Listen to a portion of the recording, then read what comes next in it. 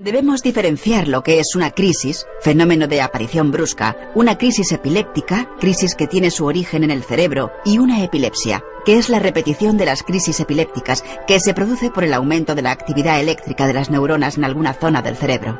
Dependiendo de la extensión y de la zona del cerebro que se afecte, la expresión clínica de la enfermedad será distinta.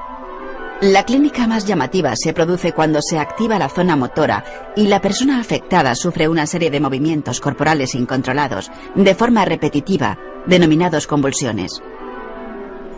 No en todas las crisis o ataques epilépticos se pierde la conciencia ni se tienen movimientos. Una crisis epiléptica puede consistir simplemente en desconectarse transitoriamente del medio o realizar actos repetidos sin finalidad, como abrocharse o desabrocharse botones, movimientos de masticación, etc. La epilepsia puede aparecer a cualquier edad, desde la primera infancia hasta la senectud, aunque suele ser más frecuente en los dos extremos de la vida. Como ya hemos señalado, la epilepsia es una enfermedad neurológica crónica que se caracteriza por la presencia de crisis recurrentes de cualquier tipo. Una crisis epiléptica es la aparición repentina de síntomas y manifestaciones clínicas producidas por descargas bruscas anormales repentinas de actividad eléctrica cerebral, que en la mayoría de los casos interrumpen las funciones cerebrales normales. Las crisis epilépticas pueden surgir en diversas regiones del cerebro y pueden provocar actividad motora anómala, alteraciones sensoriales, cambios del estado del ánimo y pérdida de consciencia. Los ataques o crisis focales son los más comunes, en los cuales participa solamente una población local de células neuronales. La persona puede no perder el conocimiento, pero puede experimentar otros síntomas, como confusión, sacudidas y sucesos mentales extraños como alucinaciones. Durante un ataque generalizado se perturba todo el cerebro de forma difusa, lo que provoca la aparición de síntomas más importantes y a veces de mayor duración. Normalmente las crisis generalizadas se acompañan de una pérdida de conocimiento que tiene una duración muy variable, entre unos segundos y varias horas en los casos de estados de mal epilépticos.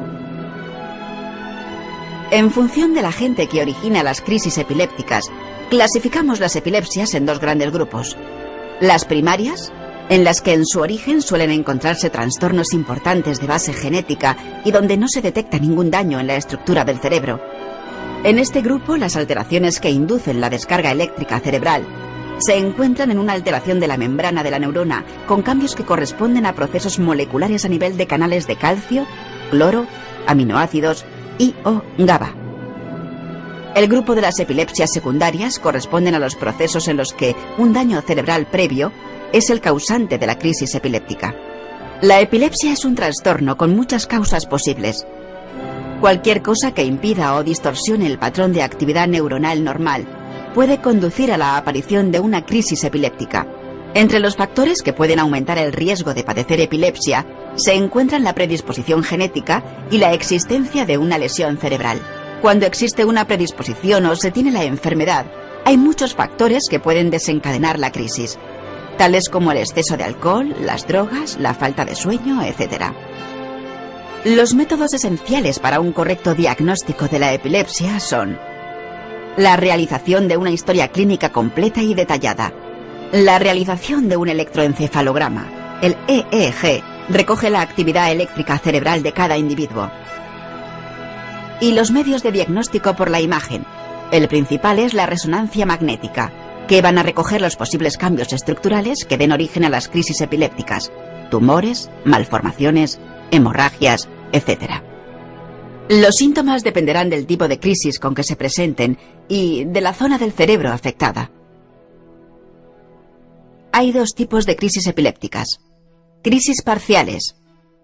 Son aquellas en las que la actividad epiléptica comienza en una zona determinada del cerebro. Las características de la crisis dependerán, por tanto, de la zona cerebral donde se origine. Crisis generalizadas. Son aquellas en las que la actividad eléctrica epileptiforme se manifiesta en todo el cerebro. Habitualmente se manifiesta con movimientos bruscos de todo el cuerpo. Si la actividad epileptiforme comienza en todo el cerebro, se denominan primariamente generalizada. Si se originan a partir de una crisis parcial, se denomina secundariamente generalizada. Un diagnóstico cuidadoso y exacto del tipo de epilepsia que padece el enfermo es fundamental para encontrar un tratamiento efectivo. Hay muchas formas diferentes de tratar la epilepsia. Los tratamientos actuales, fármacos antiepilépticos, cirugía de la epilepsia, etc., pueden controlar los ataques al menos durante cierto tiempo en aproximadamente un 80% de los pacientes con epilepsia. Sin embargo, el 20% restante de los pacientes epilépticos tienen ataques que no se pueden tratar adecuadamente con los medios disponibles actualmente. Por ello, se están investigando nuevos tratamientos y fármacos con distintos mecanismos de actuación.